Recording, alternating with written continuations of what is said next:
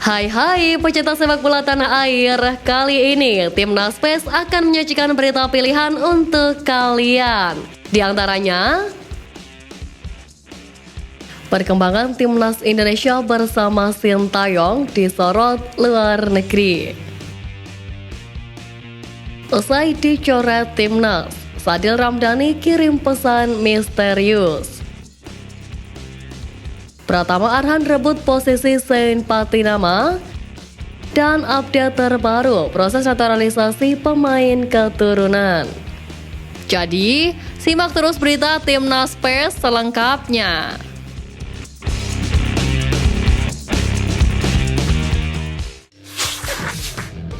Beberapa hari lagi Timnas Indonesia bakal memulai perjuangan di Piala Asia 2023. Tim Merah Putih akan memulai laga perdana dengan melawan Irak di Stadion Ahmed bin Ali 15 Januari mendatang.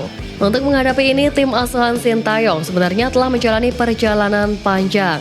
Walaupun dalam 3 laga uji coba terakhir Timnas Indonesia menelan kekalahan, namun skuad Garuda masih memiliki harapan untuk bersaing di Piala Asia 2023. Selain itu, Menpora Dito Aryo Tejo percaya Timnas Indonesia bakal mampu bersaing di ajang 4 tahunan ini. Dengan persiapan panjang yang telah dijalani skuad Arhan Sintayong itu, Dito yakin Timnas Indonesia bakal bisa mewujudkan target lolos ke babak 16 besar.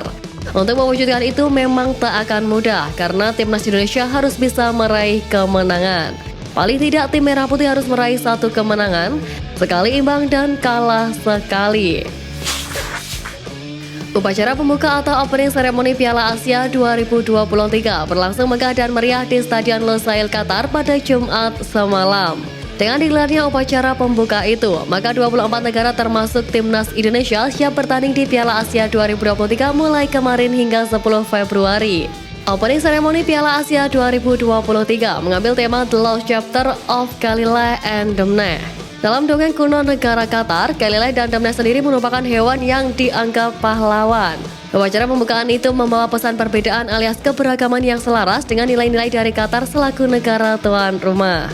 Pembukaan upacara bertajuk The Lost Chapter of Galilei and Demneh itu berlangsung cukup meriah.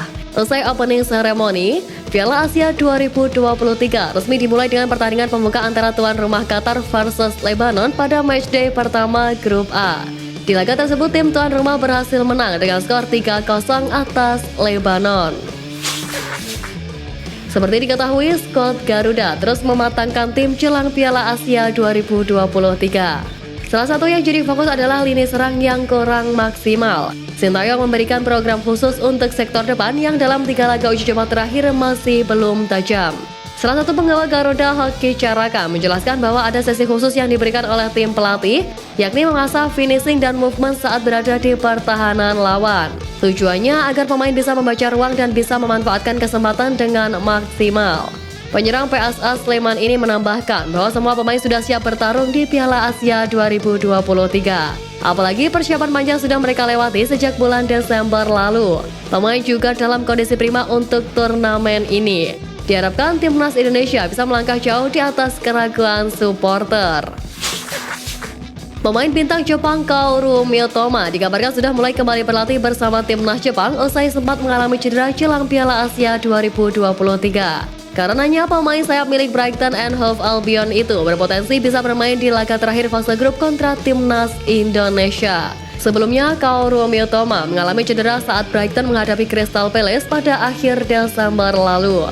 Namun, Mitoma tetap disertakan oleh pelatih Timnas Jepang Hajime Moriyasu ke skuadnya untuk Piala Asia 2023. Menurut laporan winwin.com, Mitoma mulai berlatih untuk Timnas Jepang pada Jumat kemarin. Padahal diketahui dia tengah dalam pemberitaan yang mengindikasikan kemungkinan kesembuhannya dalam beberapa pekan ke depan. Sebab demikian, Mitoma kemungkinan siap bermain di laga kedua atau ketiga penyisihan grup D melawan Irak dan Timnas Indonesia. Tentunya hal ini bisa saja menjadi ancaman serius bagi skuad Garuda. Sebagaimana diketahui, Sintayong telah menunjuk 26 pemain resmi yang akan berlaga di Piala Asia 2023. Sadil Ramdhani menjadi salah satu pemain yang dicoret dari Timnas Indonesia bersama Arhan Fikri. Terbaru, pemain asal Sulawesi Tenggara itu mengunggah pesan di Instagram dengan foto bersama pelatih Sabah FC Ong Kim Sui. Selain itu, Sadil juga membubuhkan emoji mawar merah dan hati warna hitam. Unggahan ini pun sontak langsung mendapat banyak respon dari para penggawa Garuda, pecinta sepak bola tanah air bahkan rekannya di Sabah FC. Pencoretan Sadil Ramdhani oleh Timnas Indonesia dari skor final Piala Asia 2023 memang cukup mengejutkan. Tidak terlalu jelas alasan spesifik dari Sintayong mengenai keputusan ini. Ketua Badan Tim Nasional Sumarji menjelaskan bila pencoretan Sadil berkaitan dengan faktor teknis. Namun apapun alasannya, Sadil mengaku jika dirinya yakin bahwa pelatih Sintayong pasti memilih skuad terbaiknya untuk ajang bergengsi sebenua Asia tersebut. Saat ini Saint Patinama dipastikan belum bisa membela Timnas Indonesia di laga perdana Piala Asia 2023 melawan Irak pada Senin mendatang. Kepastian itu disampaikan secara langsung oleh Sumarji. Posisi bek kiri kemungkinan besar akan jadi milik Pratama Arhan. Sumarji mengatakan bahwa sangat sulit bagi Saint Patinama untuk datang ke Qatar sebelum melawan Irak. Hal ini dikarenakan Saint masih berada di Belanda untuk menunggui ibunya yang sedang sakit.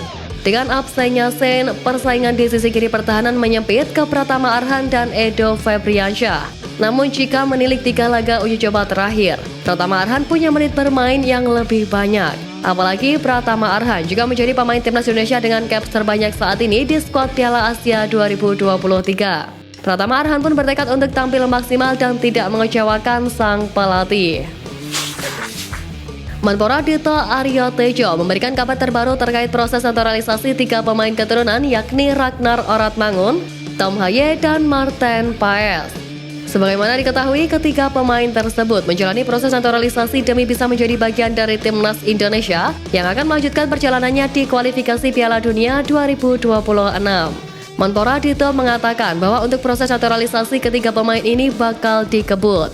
Walaupun ia tak mengungkapkan kapan tepatnya proses naturalisasi Ragnar Oratmangun, Tom Haye, dan Paes ini selesai, Menteri berusia 33 tahun itu memang belum bisa memberi kepastian kapan selesainya proses naturalisasi ketiga pemain ini. Ia hanya mengatakan bahwa ketiga pemain ini diusahakan selesai dalam waktu dekat.